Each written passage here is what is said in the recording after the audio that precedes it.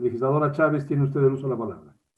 Y de inmediato el vicepresidente de la Asamblea Nacional, Patricio Donoso, quien está al frente de esta sesión Buenas número tardes, 656, presidente. concede el uso de la Sí le palabra. escucho, un poco bajo, pero sí se le escucha. Vamos a escuchar entonces a la asambleísta Un por Los cordial Ríos, saludo para Carla los colegas Chávez. legisladores y para la ciudadanía que está pendiente de esta sesión de pleno. Ahí está Como mejor es su de volumen, perfecto. conocimiento público, el nivel de aceptación de esta Asamblea Nacional es del 3% y la credibilidad apenas de un 2%. Los números más bajos que ha tenido este organismo desde el retorno a la democracia. Incluso por debajo de los índices de aceptación del Congreso Nacional de los años 90 e inicios del 2000, lo que da cuenta de la situación lamentable y precaria que está atravesando la primera función del Estado.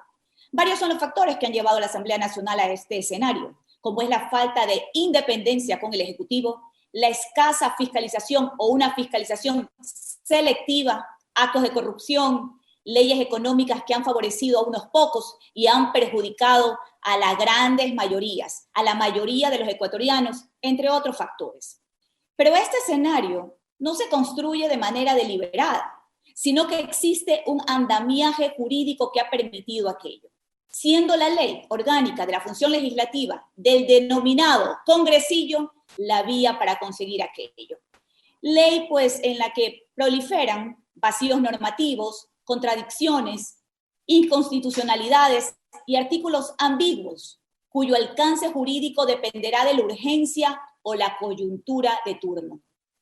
En las actuales circunstancias que vive el país, una reforma a esta ley viene a ser una demanda ciudadana para dignificar la función legislativa, fortalecer la institucionalidad y garantizar el sistema de pesos y contrapesos que está tan echado a menos.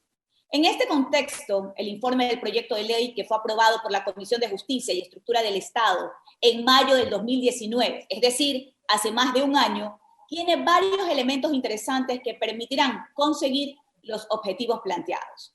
Por ejemplo, se establecen plazos claros para tramitar las solicitudes de juicio político a efectos de evitar que estos se vean interrumpidos por falta de calificación del CAL. En el caso de la Comisión de Fiscalización, hay dos cambios importantes. El primero será una comisión que tendrá funciones permanentes y no solo cuando exista un proceso de fiscalización o control político. Y segundo, los juicios políticos que sustanciará no se resolverán en esa instancia, sino que el informe que emita deberá pasar obligatoriamente para resolución del Pleno de la Asamblea Nacional. De esta forma, se eliminan los blindajes por archivo y los denominados limbos por falta de votos. Por otra parte, es interesante también la creación de un comité de ética para tramitar los procesos disciplinarios en contra de los integrantes de la Asamblea Nacional. De esta manera, se evita que las comisiones multipartidistas se integren según los afectos o desafectos que se tiene para el legislador investigado, lo cual podría condicionar la recomendación que realice este cuerpo colegiado. Así también, se mejora el procedimiento de formación de la ley, justamente para impedir que en su aprobación el proponente tenga una capacidad omnímoda para incluir, cambiar y sacar artículos que no han sido consensuados por la mayoría parlamentaria. Otro cambio importante es el fortalecimiento de la unidad de técnica legislativa para evaluar la implementación de la ley. Así también se crea una unidad para el seguimiento de la ejecución presupuestaria. Finalmente, esta ley de manera transversal corrige varios vicios y contradicciones que en la actualidad están generando problemas en la aplicación. Si bien el articulado que consta en el informe contiene importantes avances, aprovecho esta oportunidad para presentar algunas observaciones y sugerencias para mejorar el texto. Primero, recomiendo que en el artículo 20 se establezca el plazo para que el Pleno de la Asamblea Nacional designe el secretario general y prosecretario ante ausencia concurrente y definitiva. No es posible que un funcionario de la Secretaría que no goza de legitimidad esté encargado de certificar y dar fe a los actos de este Pleno. Actualmente llevamos más de un año sin secretario titular.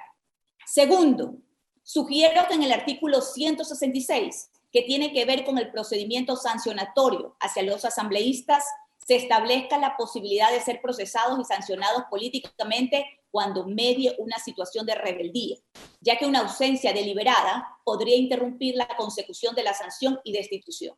Actualmente, el artículo 51 prevé esta posibilidad para el caso de destitución del presidente de la República.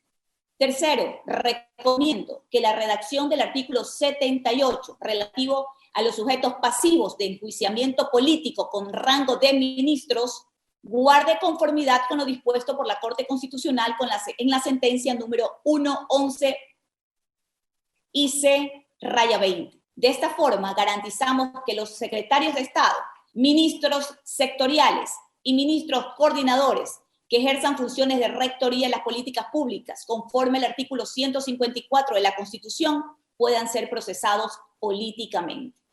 Cuarto, debe reformarse urgentemente el inconstitucional segundo inciso del artículo 43 de la Ley Orgánica de la Función Legislativa, que establece el plazo de 15 días para que la Asamblea Nacional delibere sobre la terna vicepresidencial en caso de ausencia definitiva, siendo lo correcto 30 días, conforme pues lo dispone el artículo 150 de la Constitución de la República.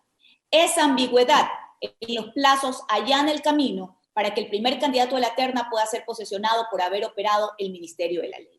Por todo lo expuesto, señor presidente, me ratifico en la necesidad de una reforma integral a la Ley Orgánica de la Función Legislativa.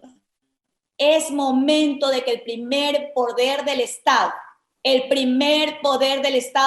cumpla a cabalidad el rol constitucional que la ciudadanía nos ha otorgado, que es el de legislar y fiscalizar. No se puede permitir que los excesos y el inmovilismo estén legitimados en una ley que adolece graves problemas normativos y vicios de constitucionalidad. Muchas gracias, señor presidente, colegas legisladores. La intervención del asambleísta por Los Ríos, Carla Chávez, quien de un lado ha destacado varios de los aspectos que se reforman a través de esta propuesta a la Ley Orgánica de la Función Legislativa y también presentó varias observaciones.